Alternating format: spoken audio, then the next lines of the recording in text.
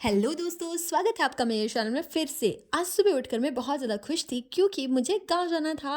Actually मैं बहुत ज़्यादा एक्साइटेड थी। मैं काफ़ी सालों बाद, आई थिंक 3 से 4 सालों बाद गांव जा रही थी। और इस चीज़ के रिगार्डिंग मुझे इतनी ज़्यादा खुशी थी कि क्या बताऊं। हम लोगों ने शाम को बस पकड़ी क्योंकि हमें दिल्ली जाना था। दिल्ली के लिए हम बस पकड़ के निकल लिए। एक्चुअली रास्ते में जो दिल्ली का ट्रैफिक होता है वो आपको अच्छे से पता है।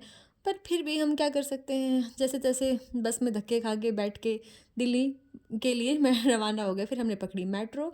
मेट्रो से हम पहुँचे सीधा दिल्ली के रेलवे स्टेशन। एक्चुअली में दिल्ली का रेलवे स्टेशन तो काफ़ी ज़्यादा अपडेट कर दिया है, लेकिन दिल्ली के पॉल्यूशन को अभी तक सरकार ने अपडेट नहीं किया है, उसके ऊपर कोई काम नहीं किया है। स्टेशन के अंदर एक टैडी बेच रही थी। बहुत प्यारे प्यारे टैडीज़ थे उनके पास। काफ़ी सारी वो लेडीज़ थी जो टैडी बेच रही थी। मम्मी ने कहा चलो जो मेरी मौसी के लड़के के बच्चे हुए हैं उनके लिए ले लेते हैं, अभी बहुत छोटे छोटे से टीनी टीनी से। उसके बाद हम मॉर्निंग में पहुंच गए हमारे फतेहपुर। एक्चुअली मेरा जो घर है वो उत्तर प्रदेश के फतेहपुर में है।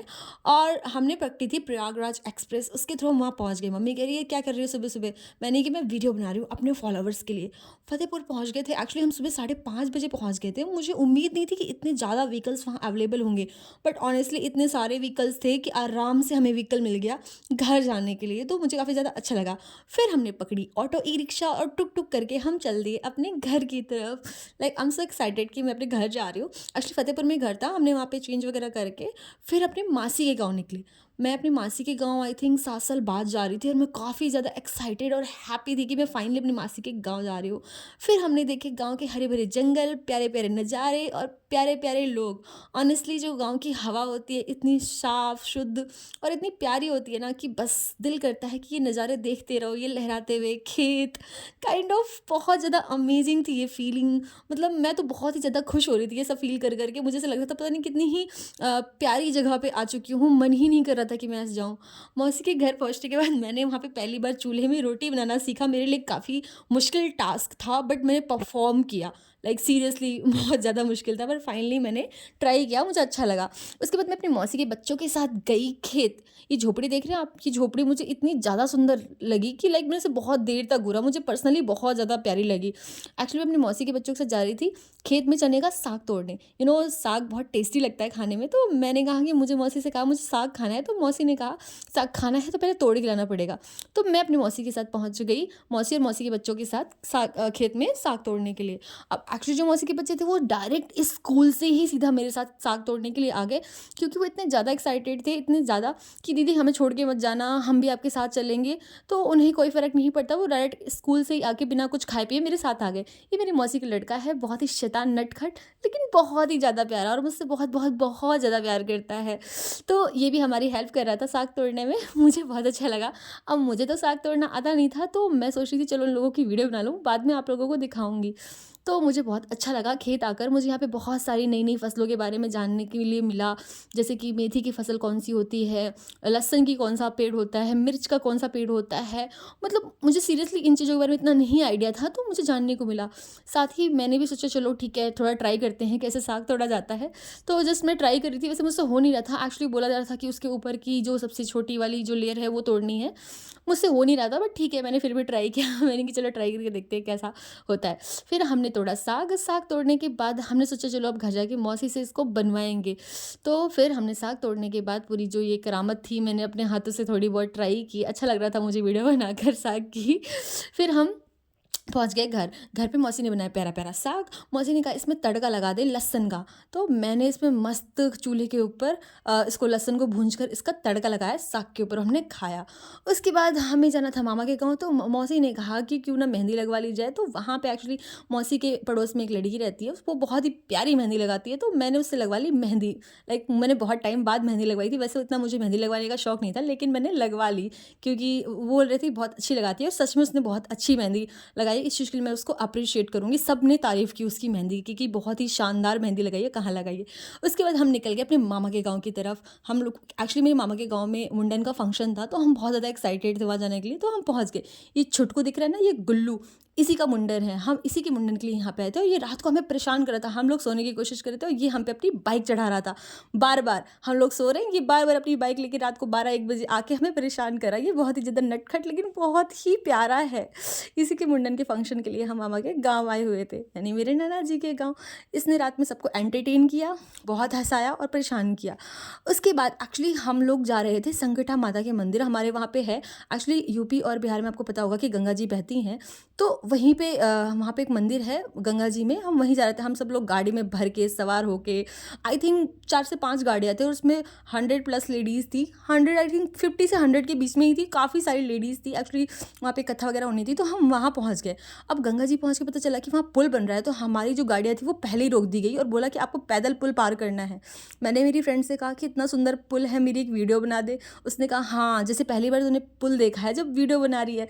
मैंने कि यार देखा तो बहुत बार है, लेकिन ऐसा कुछ कभी मौका नहीं मिला कि मैं पुल के ऊपर पैदल इस तरह यात्रा करूँ, लाइक पैदल वॉक करके जाऊँ। तो बहुत ही अच्छी फीलिंग आ रही थी। एक तो ठंडी का मौसम था, ऊपर से मस्त मस्त ठंडी ठंडी हवा चल रही थी, मस्त धूप खिली हुई थी और इतना सुंदर पुल और वहाँ से गंगा जी का नज़ारा बहुत ही ज़्यादा अच्छा था। तो मैंने उससे कहा प्लीज़ प्लीज़ प्लीज़ मेरी वीडियो बना दे। तो देख रहे हैं आप हमारी गंगा जी इतनी शानदार। एक्चुअली यूपी और बिहार के रीजन में गंगा जी अच्छी खासी मात्रा में बहती हैं और ये बहुत ही काइंड ऑफ अच्छा लगता है।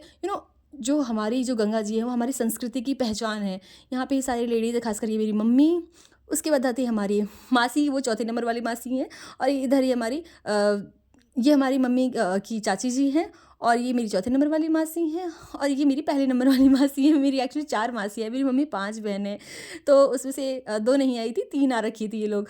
तो उसके बाद हम पहुँचे गंगा जी। एक्चुअली सबने बोला था कि गंगा जी में नहाएंगे, लेकिन गंगा जी का पानी इतना ठंडा था, थैंक गॉड हम लोग घर से नहा के आए थे, वरना सच में हमारी तो कुल्फ़ी ही जम जाती। तो हमने लिया गंगा जी का आशीर्वाद, क्योंकि नहाना तो हमारे बस की नहीं थी। उसके बाद पहुँच गए हम लोग मंदिर। मंदिर के अंदर ये सारी लेडीज़ें, यहाँ पे कोई कथा होने वाली थी मुंडन से पहले, उसकी प्रिपरेशन कर रही थी। अब लेडीज़ों की गॉसिप्स तो कभी नहीं रुकने वाली, भले ही पूजा हो, कथा हो या कोई भी फंक्शन हो, ये सारे के सारे गॉसिप्स में लगे हुए थे और प्रिपरेशन में कि हाँ कैसे कथा होनी। ये मेरी भाभी जी, ये मेरी भाभी नंबर 1, ये मेरी भाभी नंबर 2 और उसके बाद ये मेरी बचपन की सहेली है जो कि मुँह बना रही थी कि मेरी वीडियो मत बना लेकिन फिर भी मैं इसकी वीडियो बना रही थी, मुझे मज़ा आ रहा था इसको छोड़ने। उसके बाद ये जो हमारी नीले कलर की साड़ी पहने हुए मामी जी हैं, इन्हीं के लड़के का मुंडन है। ये बहुत ही ज़्यादा ब्यूटीफुल है सीरियसली। उसके बाद हमारे पीछे और भी कुछ लोग बैठे थे कि जिसमें से ये लड़की थी, उसका ना एक्चुअली छेदन हो रहा था, उसके कान में छेद करके जो बाली वगैरह पहनाते हैं।